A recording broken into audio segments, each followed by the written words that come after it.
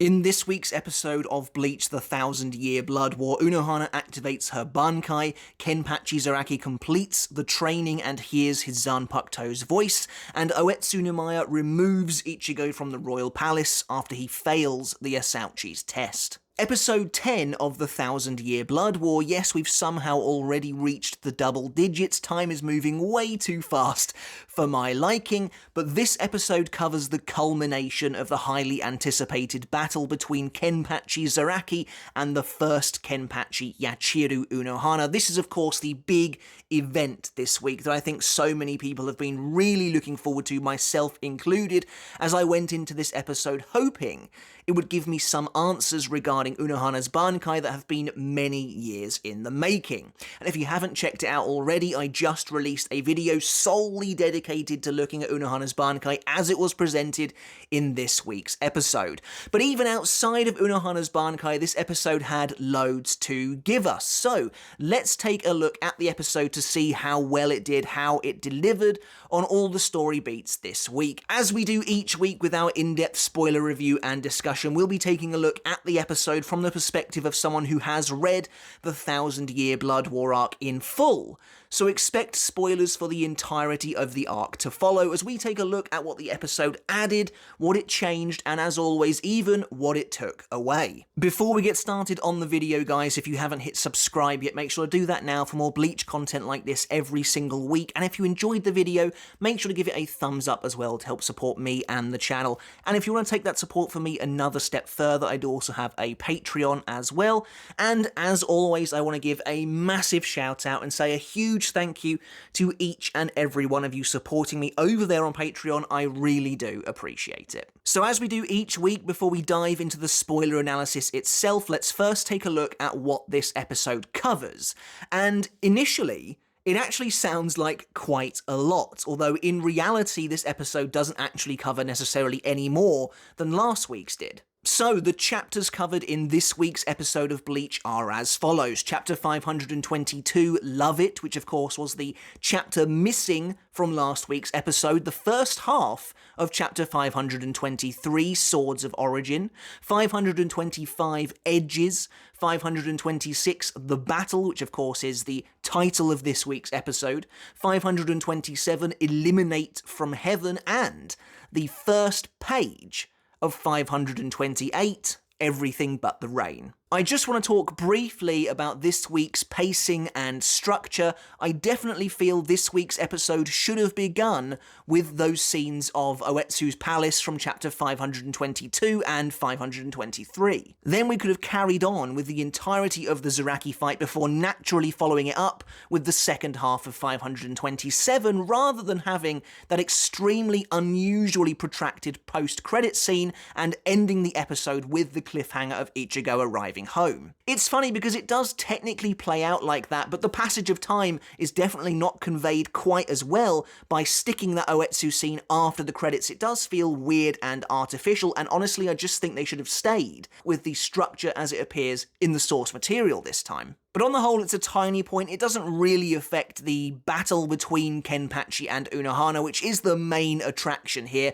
Although again, I do wish this fight had been given an entire episode to make it into a showcase piece, much like the Yamamoto versus Yuhabak fight of episode 6. Anyway, the episode begins with the start of chapter 525, and Zaraki's inner monologue about how he feels regarding fighting Unohana, about the fact he keeps blacking out in this fight, and he hasn't felt that way since their battle so many years ago, is left basically exactly the same, except of course here, thanks to the format of the anime, we're actually treated to a lot of extensions to this fight, some nice additional choreography that looks really good. For example, the two characters come together clashing in a flurry of sparks as Unohana tries to stab Zaraki in the back, but beginning to get used to her movement, get used to her speed and her actions, Zaraki is able to dodge it, bringing his own blade around to try and slice Unohana across the waist, but she flips over his sword, landing on the other side of him. None of this appears in the original chapter, and it's all really good stuff. It's a nice bit of visual storytelling because it does show you that Zaraki is slowly growing more accustomed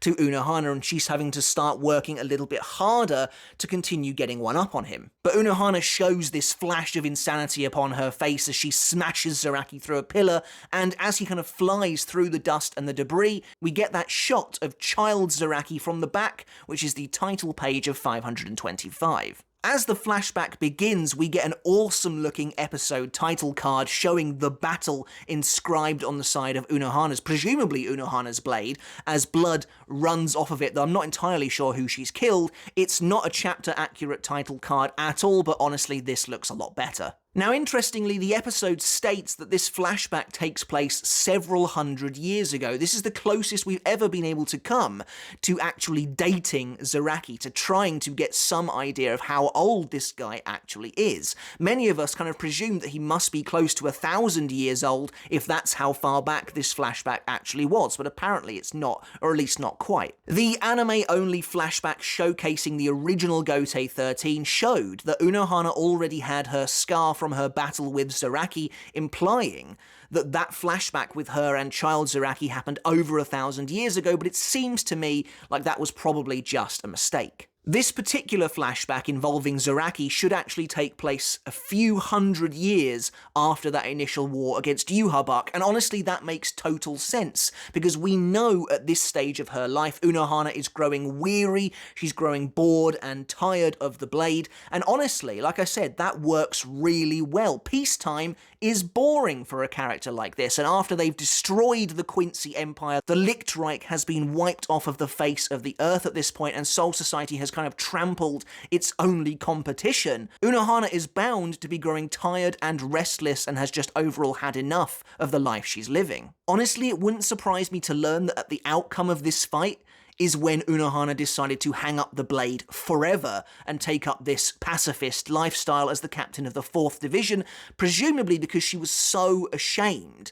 at her weakness, at her lack of strength, that forced Zaraki down this path of shackling his own powers. The pile of bodies sitting behind her was already pretty huge in the original chapter. I kind of think it just looks kind of comical here, especially since she's not supposed to have realised it was there either. I feel like this is such a throwaway moment, but I think it really showcases the brutal lawlessness of the Rukon district. Not saying the Rukon district is a nice place today, but however many hundreds of years ago, you'll just find piles of bodies strewn all over the place, and the Soul Society seemingly is turning a totally blind eye to this.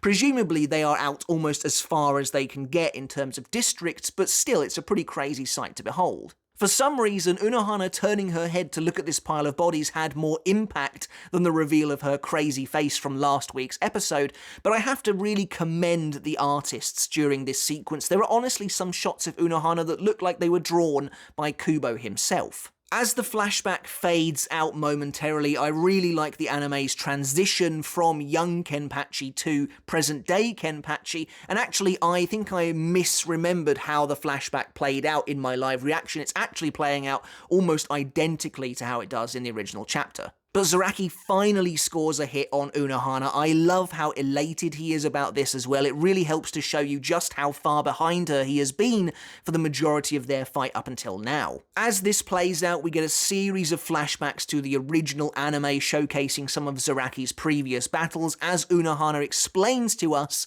the truth behind what's actually going on with Zaraki's power. It's a tiny shame that this really small shot of Unohana in a captain's meeting was actually cut from the episode, as I believe it's supposed to imply that Unohana has been watching Zaraki all this time, even when living in her Retsu persona. And you know, it's cool because for as little as she presumably interacted with Kenpachi over the years, she's never forgotten him, she's never forgotten who she really is either. We get a couple of shots of Unohana versus the child Zaraki as more of their flashback plays out. I kinda wish there was a little more motion and a little more dynamism in this flashback. I was honestly hoping for it to be extended a little bit, to be honest, but really it's kept almost exactly the same. There is a nice new little scene, however, when they lock blades and Unohana kicks the boy away, sending him flying. It does a decent job of showing that although she might be weaker than him in some ways, she is still managing to keep up with him in others. To be totally honest, I've never quite bought this idea that Unohana was supposed to be weaker than Zaraki at this point in the storyline. Perhaps he has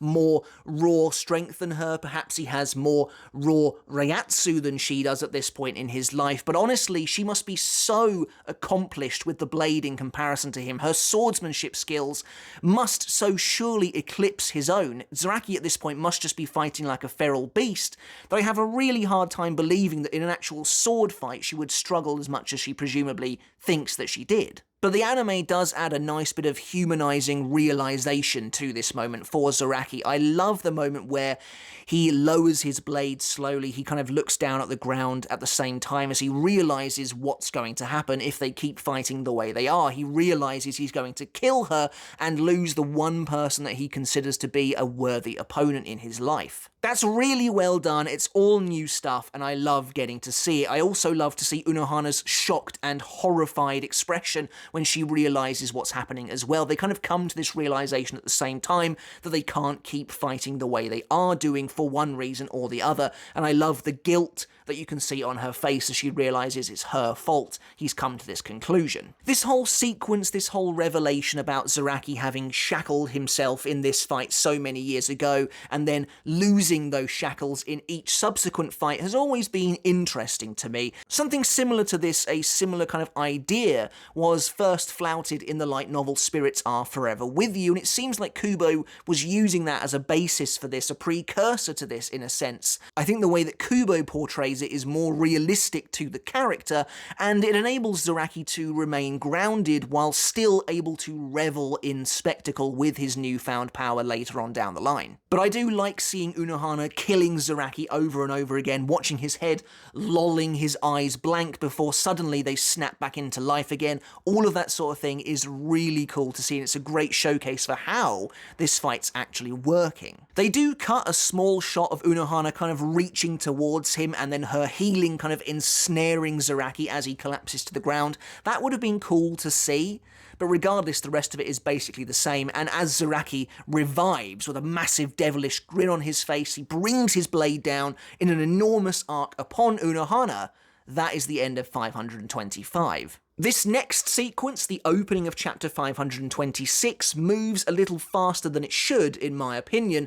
Basically, in the anime, at least as far as I thought, it never looks like Unohana has actually been killed here, whereas in the original chapter, you are supposed to think that there's a chance she has just died. She's supposed to stumble, barrel over, and look like she is falling slowly to the ground before she suddenly whips her blade upwards, rips it across Zaraki's face so fast he can't even react, and by the time he does react, she's bringing down a second strike which he manages to block. It happens lightning fast in the original chapter, but that's only because for the entire first page it's supposed to look like Unohana has actually been killed. However, it is very cool seeing Unohana using Kaido to heal herself. That shot looks amazing as well, the lighting looks fantastic. But as that soft lighting fades away, Unohana's mouth turns into a snarl and she activates Bankai, saying Bankai in one of the coolest ways possible. It's easily one of the best Bankai callouts I think I've ever heard in the series. Now, we'd heard her voice actress say Bankai in the mobile game Bleach Brave Souls like a couple of years ago now. This is way better. She just does it differently here to how I was expecting, but she sounds so menacing, like it's rising up from somewhere deep within her. It's really great. It sounds fantastic. Now, Unohana's Bankai was, as I mentioned earlier, one of the great mysteries of the original run of Bleach. We had no idea what it could do, and fans were kind of trying to piece it together from vague clues and abstract ideas, myself included. As I mentioned in my last video, which was dedicated to Unohana's Bankai as it appears here in the anime, we all had our own theories, and I even made a video about Unohana's Bankai over 2 years ago, hoping that if and when the anime actually came back, we would finally learn more about how it actually works. So I'm not going to go into too much detail about Unohana's Bankai, as I did just release that video the other day. However, I do think it was handled extremely well here, and I think this is an objectively better depiction than the source material. The lake of blood gives everything this amazing, hellish crimson haze, and it really makes it look like these warriors are two bloodlusted demons fighting to the death in the bowels of hell. It's very well done. The entire fight, specifically from the moment she activates her Bankai, is extremely well handled in my opinion. There's a possibility this might even be my favourite fight in the anime so far because of how it looks, because of how it's depicted. I love the visuals of the blood and her Bankai. I think it works really, really well. Having said that, Yamamoto vs Yuha Bark probably is still number one, but this is awesome as well. I just kind of wish the entire fight had been given a little bit more room to breathe. There are some areas that I would have been happy to have seen extended. As I mentioned earlier, the flashback between Unohana and the young Zaraki, I would have loved to have seen that play out a little bit more. The flashback later on down the line, which we'll get to, involving Kenpachi Kiganjo, I'd have loved to have seen that played out a little more as well. Instead, what we get is extremely faithful to the original chapter. Honestly, taking a step back and looking at the episode, I think it would have worked perfectly well if they'd ended last week's episode on the cliffhanger of 523 and given us the entirety of episode 10, essentially, to dedicate to this fight. Now, one thing I didn't mention in my Unohana Bankai video was that a lot of people have brought up the idea that there is some connection between Unohana's Bankai and Korinji Tenjiro's Blood Hell Pond.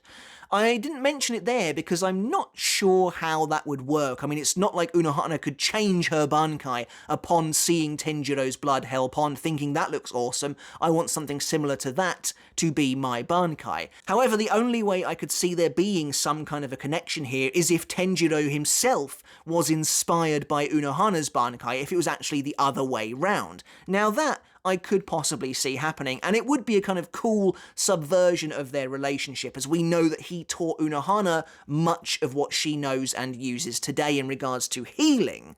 So it would have been really cool if maybe in exchange she showed him her Bankai and he used that in his healing techniques. But thanks to the superior showing of Unohana's Bankai here in the anime, we are once again treated to some fantastic fighting sequences that really help to showcase Unohana's prowess as a swordsman. But as Zaraki begins to experience the true euphoria of battle itself, as they are melted into these dueling skeletons, as is so clearly a metaphor here in the episode, everything just looks awesome. Their transformations into these monstrous skeletons, the revealing of who they truly are once everything has been removed, that reveal, that kind of haunting reveal of Unohana as nothing but a skull, as her visage kind of burns away in this plume of putrid scarlet smoke, just looks great, and I think the artistic license they took here paid off big time. It's funny because in terms of dialogue, this moment plays out basically exactly the same way it does in chapter 526. There's no real cut lines, there's no real added lines, but of course it has the benefit of being able to showcase effectively an entirely new fight on top of it, as opposed to being limited to the small panels that Kubo was using at this time. But as Unohana kind of contemplates the title of Kenpachi, what this lineage, what this tradition actually means, believing of course that there can only be one in any given era, not only because that is the rule that she set, but also because it's in the very nature of the strongest to seek each other out, and then once they do, they will learn that their blade has a purpose, whether that purpose is to kill their rival or to raise them up, to nurture them to be their successor. Unohana realizes what the purpose of her blade is. It was designed to lift Zaraki up. Now, there is some controversy around Unohana's fate, and there has been basically ever since she was killed off in chapter 527 so many years ago. People didn't like the fact that Unohana's sole purpose in life was basically to be a device to power up Kenpachi Zaraki, a character who already had tons of screen time in Bleach previous to this, whereas Unohana had done basically nothing up until now, and she was killed off basically the moment she became an interesting character. Rather than dying to simply embolden Zaraki, a lot of people wanted to see perhaps this version of Unohana unleashed on the Quincy, or even have Unohana survive, but revert back to her persona of Retsu, basically just saying that the Yachiru version of herself had died instead. Honestly, I would have been happy with any of this, and yes, it would have been really awesome to see Unohana taking on some Sternritter at some point in the story, but unfortunately it wasn't meant to be. In my opinion, while I do agree with all that, there is something special about this fight being just between these two characters, about Zaraki being the only person to get to see Unohana revert back to her original state before she dies once and for all. There is something kind of poetic about that, something kind of cool about it as well, and again, you have to remember that up until now, Unohana was a character that Kubo was basically doing absolutely nothing with. So I would kind of rather this than her just carry on as very much a background captain. This made her interesting. People actually like Unohana now, mostly because of this twist, because of this fight, and I think that does the character a lot of credit. Yes, I'm sure there could have been a happy medium for this character, but this is the route that Kubo went down, and ultimately I do think it's at least more interesting than just having her carry on as she was beforehand. Anyway, there's a weirdly awkward looking freeze frame when this next part of the flashback starts that honestly looks so out of place, it was impossible not to notice, but then the rest of the flashback just looks incredible once again. But as Unohana realizes all those years ago that this boy, this child, is destined to become her successor one day, Zaraki fatally stabs her through the throat, and that is the end of 526. As Unohana begins to die, we see her Bankai letting up, the blood vanishes, and the arena returns to its original state. If you think about it, this is a cool moment because it's effectively an extension of what would have probably happened all those years ago had Zaraki not shackled himself and had he actually killed Unohana back then. We get to see that despair etched onto his face, him clutching hold of her, desperate not to let her go as she slips and ebbs away. I love that even without a second thought, he tosses his blade aside, not even caring about the battle anymore, caring only about not losing Unohana, not losing that worthy opponent that he locked down his own power to save hundreds of years ago. As Unohana kind of collapses in Zaraki's arm, the pooling of blood beneath her honestly is a really great effect in the anime, and as she lets her sword slip from her fingers, the actual shot of her crimson red blade in Bankai hitting the floor is cut from the episode. That being said, Unohana's death scene here plays out extremely faithfully to how it does in the original chapter, and there's even a nice new addition. Once Unohana's thoughts kind of fade away, you get this nice close-up of her closed eye and then her body on the ground as Zaraki finally lets her go. All of that is new, and it acts as a nice epilogue to the fight itself, whereas in the original chapter, we see that Zaraki is still holding on to Unohana as his Zanpakuto begins to speak to him. As the voice calls out to Zaraki from the darkness, of course saying, you know, it's nice to finally meet you, you can finally hear me, I am the one who has been by your side through everything, the closest to you, even if you couldn't hear what I was saying. Interestingly, the voice does actually kind of sound like Unohana herself, potentially lending credence to the theory that Nozarashi's Zanpakuto spirit looks like Unohana in some way, therefore making the Zanpakuto spirit of both his Shikai and his Bankai the two women that mean the absolute most to Zaraki in the world, which I think is a pretty cool theory, and I could absolutely see it being true, even if I don't think we'll ever actually see Nozarashi herself. We then get to see Kenpachi Kiganjo much better here than we did in the original chapter, and although I was hoping for an extension to this scene, I would have liked to have seen Zaraki actually kill him.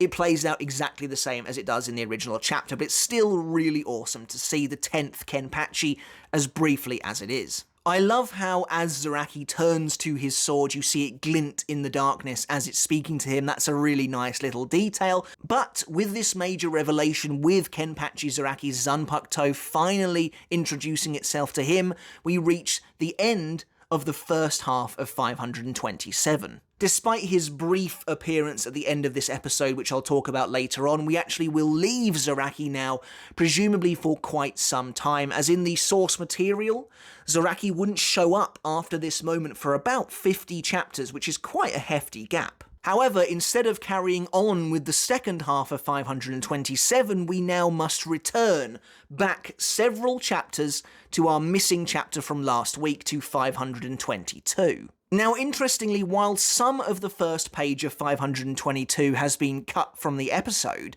namely that shot of Mera talking to a shadowy Oetsu inside his room, some of this page was actually included in last week's episode, basically the shots of Oetsu's shoe and his Zanpakuto. But Ichigo and Renji's arrival at the palace is basically exactly the same. We get to see the location itself, albeit this time with an extended, wider shot of the landing pad, which is pretty cool to see. After this, a comedic moment involving Kon kind of yelling at both of them as they've landed on him again is cut from the episode before we get Oetsu's introduction. Interestingly, this moment does play out slightly differently to how I've imagined it for so many years. I never thought there was music blaring out of those speakers, and I never thought there were multicoloured lights all over the place. Basically, I thought that there were just big, bright spotlights being blasted directly onto Ichigo and Renji as Oetsu himself just yelled at them through those speakers. But this works really well as well. It really does fit Oetsu's character that he's basically throwing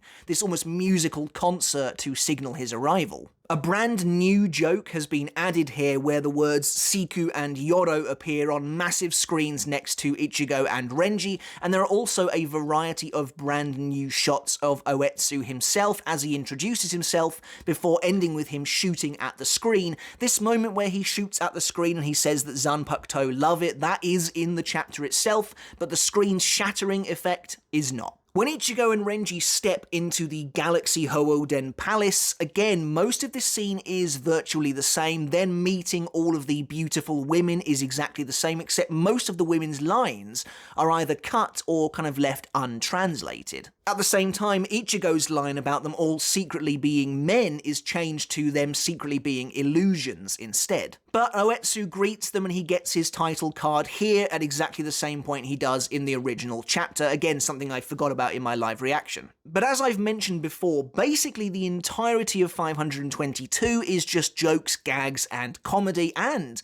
I'm kind of surprised, but most of that is left totally intact here, from Oetsu's elaborate handshake with Ichigo as he tries to force him into this comedy routine that Ichigo doesn't want to be a part of, to Oetsu thinking that they're not kind of on his level, they're not having fun, and therefore they should just go home if they want to. All of that is exactly the same, except a hushed conversation between Ichigo and Renji wondering if going home is actually a possibility is cut from the episode. The following joke about Oetsu tricking Ichigo and Renji into doing a dumb pose to make them look like idiots, which he then snaps a photo of to show to the girls, all of that is left exactly the same here. Oetsu is then interrupted by a kick to the back of the head from Mera, but her line about if she leaves everything to him, they'll never get anything done isn't in the episode at all. In fact, a few of Mera's lines are actually cut, giving her slightly less to do overall. For example, as Mera introduces them to the true Houden Palace, her explanation about the Galaxy Houden being a fake sham palace that Oetsu uses because he's ashamed of the real one,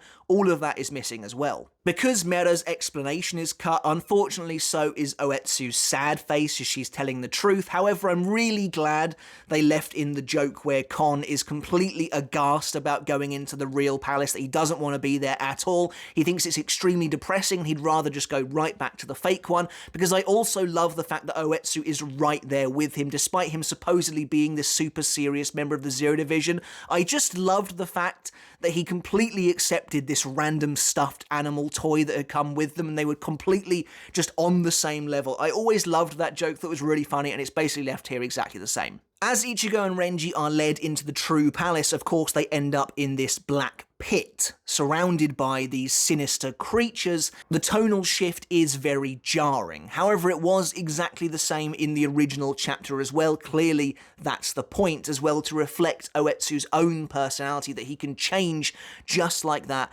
from someone who is clowning around, who is joking around, putting on this elaborate showcase, to somebody who is deathly serious about what's actually going on. But as Oetsu does his patented countdown, regarding his name, I love the additional shot that's added in of Mera holding up 3 fingers when he says 3.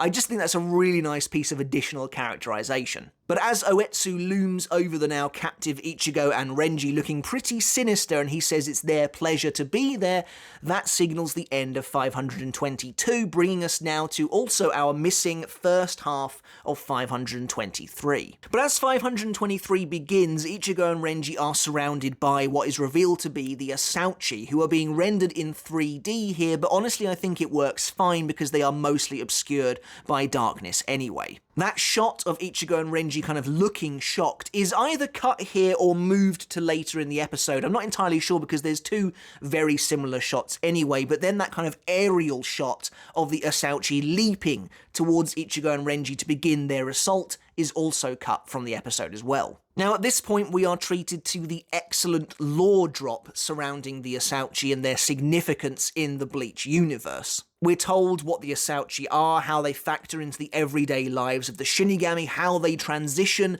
and turn into individual Zanpakuto, which is all fantastic stuff. I think, and I am pretty sure this is all stuff we knew anyway, but it's nice to have it relayed to us like this again, have it all laid out before us and by the creator of the Asauchi nonetheless. To be honest, I really adore how deep we get into some aspects of the lore in the 1000-Year Blood War arc. For example, Ichigo and Renji facing off against the Asauchi themselves is about as close to the source as it's going to get in regards to the well of Bleach world building. The next couple of lines are interestingly changed up here. In the anime, Ichigo asks Oetsu why they need to be attacked by the Asauchi as he holds them off in a nice new shot. That's really cool to see. But Oetsu tells him there's just no need to think about why. In the original chapter, however, there are a few what seem to be pretty important lines that have been totally removed here. For instance, Ichigo wonders if what they are facing right now are embodiments of the Asauchi themselves and therefore he thinks they're not actually Asauchi. And Oetsu kind of muses that Ichigo's kind of close but not quite getting it right, but they'll go with it for now. That seems to be kind of important to me, but it is left out of the episode. Oetsu's rant as well about how they've been using their Zanpakuto all this time, whether it's from friends to family to reliable partners to role models, all of that is cut from the episode. As the Asauchi move in on Ichigo and Renji, and Oetsu from above says that they'll begin their little training session by discussing who is superior, the Shinigami or the Zanpakuto. The first half of 523 comes to an end. We then are treated to a brand new shot of Zaraki picking up his blade and leaving Unohana's body in Muken. While I do like this shot, I feel like it raises some questions. In my opinion, it seems to be based off of a small chapter sketch that Kubo did showing Zaraki's blade seemingly being lifted out of the ground, as the story then moves to focus on Ichigo as he's standing in the background. But honestly, all I think this picture is supposed to be implying is that Zaraki is about to begin whatever training he has in mind. Honestly, I was always under the impression that Zaraki basically stayed in Muken now for ages, training directly with Nozarashi to eventually learn his Shikai. After all, this explains why we don't see him until considerably later on down the line. Yachiru, in the second Quincy invasion, even mentions to Isane that Kenpachi hasn't come back yet, which would tell me that he is still wherever he was when he went to face Unohana. So my question is, if Zaraki leaves Muken, where does he go for all of this time that he is now missing in action? Now this is where the episode ends, but there is a pretty hefty post-credits scene this time showing us the entire second half of 527. To be honest, seeing this just kind of hammers home that I'm still not entirely sure what the point in these kind of cliffhangers actually is. But Oetsu returns to the Houden after 3 days. Again, I think that passage of time would have been way better represented had those Oetsu scenes happened at the start of the episode, but regardless, it is what it is. He shows up to witness the end of Ichigo and Renji's training. This is a weird and tiny little thing, but Renji is for some reason facing the opposite direction here that he is in the original chapter, and he looks less badass as a result because you don't see his torn sleeve and his tattooed arm. Instead, he just looks kind of exactly the same. Interestingly, when we get a brand new shot of Renji's face up close after this, you can see that they did actually keep the detail of having his other sleeve removed. But of course, Ichigo fails the test, not a single one of these Asauchi chooses him, and Oetsu removes him from the palace as a result. Basically, this plays out virtually exactly the same as it does in the original chapter. Some of Oetsu's poses have been changed here and there, but basically apart from that, what you're getting here is exactly what we got in the source material. I really like how Oetsu's voice actor changes suddenly the tone of his voice to become considerably more ominous when he tells Ichigo it's time to go home, and honestly I think we'll probably hear that again when Oetsu faces off against the Schutzstaffel, and after he messes around, he says to them, "I ain't letting no trash get past me here." I think we'll get that change, that shift in his voice there as well. But I think I mentioned in my episode 7 review that Ichigo does a lot of these very shocked and horrified faces in this arc. This is absolutely not the last one. I always found it interesting as well how absolutely brutal Oetsu is to Ichigo in this scene. You know, not only is he sending him home a failure, but he actually says to him, like, you know, don't ever show your face in Soul Society again, you're not a Shinigami, it's a place for Shinigami, you don't belong there. I wonder if he was saying this, if he was doing this as like a failsafe for if Ichigo didn't successfully learn about who he really is, if he didn't learn about his roots and therefore never came back to the royal palace, therefore he's left with those words from Oetsu to not return to the Soul Society. And I guess if you've been told that by a member of the Zero Division, you pretty explicitly shouldn't make a return. But I do feel like Oetsu could have been considerably nicer about this whole thing. He could have just said to Ichigo, look, this isn't working out, I'm sending you back home only for a little bit, have a chat with your dad, then come back here and we'll see if this works out. Also, I mentioned in my live reaction that I thought Oetsu called Ichigo-chan Ichi instead of Ichigo-chan, but he actually doesn't here, but he does do that later on once Ichigo returns from his trip to the human world, so presumably he decides to call him that once he knows that Ichigo knows the truth about himself. I don't really know what that's all about, but it was interesting to me that I only noticed that shift once watching it in the anime. Anyway, Oetsu sends Ichigo back to the human world using a special mode of transport called the Chokaimon,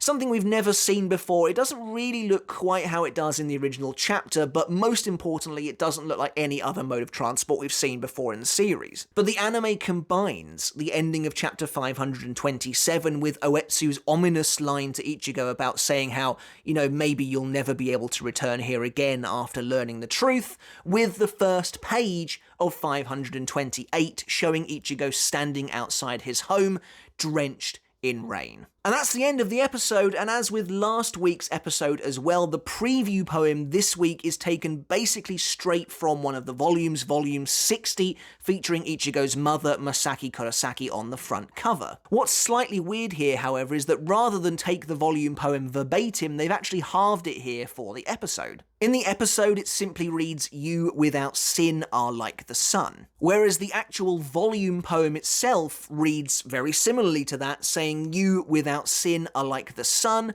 but even the sinful you is like the sun." Considering Isshin has commonly referred to Masaki as the sun that their entire family revolves around, it's hard not to think that this poem is just referencing Masaki herself. However, since Masaki is the one reading this poem in the anime, I wonder if maybe she's referring to someone like Ichigo or perhaps Isshin himself. But yeah, that's it for this week's episode, episode 10, The Battle. I think on the whole it was a stronger episode than we got last week, mostly thanks to the amazing showing of Kenpachi versus Unohana. I'd be really interested to hear your thoughts on that battle in the comments below. Did you like it? Were you happy with how they portrayed it? Really, for me, it was Unohana's Bankai that really sold that battle to me. I absolutely love the license, the creative license they took with it, and it honestly looked better than it did in the original chapter. The stuff with Ichigo and Renji in the royal palace, in many ways it does kind of feel like they've blown through a lot of it. Like, it definitely feels like the royal palace training was probably second on the anime team's list of overall priorities, I think. It's kind of crazy as well to think that we've done basically the entirety of the royal palace training in about 2.5 episodes. That's honestly kind of crazy to me, but there is still some good stuff to come after Everything But the Rain, which of course is coming up next. And speaking of coming up next, we'll end this episode as we always do with some predictions. Now, episode 11 is going to be a big one for fans. We're finally at Everything But the Rain, the Thousand Year Blood War arc's own version, essentially, of the flashback mini-arc Turn Back the Pendulum, this time focusing on 20 years prior to the main storyline, showing us the backstory of Ichigo's parents, how they met, Ichigo's powers, as well as some other cool little details sprinkled in. Now, we know that Everything But the Rain is long enough to be split over 2 episodes, as I'm sure it will be, 11 and 12, but we also know that the Season 1 finale, the finale of this first part of the Thousand Year Blood War arc, is seeing episode 12 and 13 combined into one. But if next episode covers 5 chapters, that means the cliffhanger of episode 11 will be chapter 532, which is when Masaki blasts White in the head. A pretty good way to end an episode. It is very possible, however, that they will play with the structure once again, and I could really see them wanting to make the ending of the first half of Everything But the Rain the first actual meeting between Isshin and Masaki, which happens a few pages into 533. So I could definitely see that moment where Isshin is lying on the ground and Masaki introduces herself to him as being the cutoff point at the end of episode 11. Of course, it's going to be amazing to see Aizen, Gin, and Tosen again. I'm really looking forward to all of that, as well as the Ishida family household backstory for characters like Ryuken and meeting characters like Kane Katagiri. I'm also really looking forward to Isshin's battle against White. Is there any chance we get to see Isshin's missing Bankai here? I don't think so, but I am curious to see if they leave in those explicit teases of his Bankai in the episode. But now that we know the finale will be episodes 12 and 13 put together, it does make me wonder where this first batch of episodes will actually end off. A part of me still maintains the final scene, the final shot, will be the core of the chapter The Blade Is Me, which of course shows Ichigo finally accepting the truth about Zangetsu and showing him, closing his eyes, thinking about Zangetsu, saying, you are me. I could absolutely see that being the final scene of this first part of the Thousand Year Blood War. It's also highly possible, however, that the anime team wants to leave us with a cliffhanger involving Uryu, and I could absolutely see that as well. That feels like a much better potential tease and setup for the second core to me than leaving it on the Ichigo scene, dropping that revelation about Uryu. Now, an important thing to remember about Uryu joining the Vandenreich is we actually see it for the very first time in chapter 537, which would be a good 5 chapters before the end of episode 13. It's possible they choose to move that scene right to the very end of episode 13, which would then kind of line it up with chapter 542/43, which is the moment Yhwach reveals Uryu to the rest of the Sternritter. In my opinion, their main reason for doing that, for moving the structure like that to have that Uryu reveal be at the end, is that it's a far bigger cliffhanger than Uryu being revealed to be Yhwach's successor. Actually finding out that Uryu has joined the villains is pretty much up there as far as Thousand Year Blood War arc twists go. No matter how kind of expected it was, it's still a much bigger bombshell moment than Yhwach's announcement to the Sternritter, because at the end of the day, the hierarchy of the Vandenreich, while it's cool, it didn't really mean anything to us. It was a kind of a shocking moment, to say the least, but it wasn't anywhere near as big at the time as Uryu's actual revelation that he has joined the Quincy. So I absolutely wouldn't be surprised to see this first season end with an Uryu reveal of some sort. Now, I'm wondering if it's possible they totally cut the Uryu reveal at the end of 537, where he steps out of the darkness and is revealed to be now a member of the Vandenreich. If instead they actually end episode 13 with Yhwach coming out onto the stage to announce to the Sternritter he has something to reveal to them, and then unveils Uryu. That would achieve 2 things at the same time. It would reveal to us, the audience, that Uryu has joined the Sternritter. That would be a crazy moment, and it would lead in nicely to the reveal about him being the successor. Either way, I could absolutely see Uryu being the final thing we see before this first season of the Thousand Year Blood War wraps up. But that's it for the video, guys. I really hope you enjoyed it. Let me know in the comments below what you thought of episode 10 of the 1000-Year Blood War, The Battle. Did you enjoy it? Did you enjoy the battle between Kenpachi and Unohana? Did you enjoy the scenes involving Oetsu in the Royal Palace? I'd love to hear your comments down below. Again, don't forget to subscribe if you haven't done already, and until next time, I'll catch you later. I'll see you then.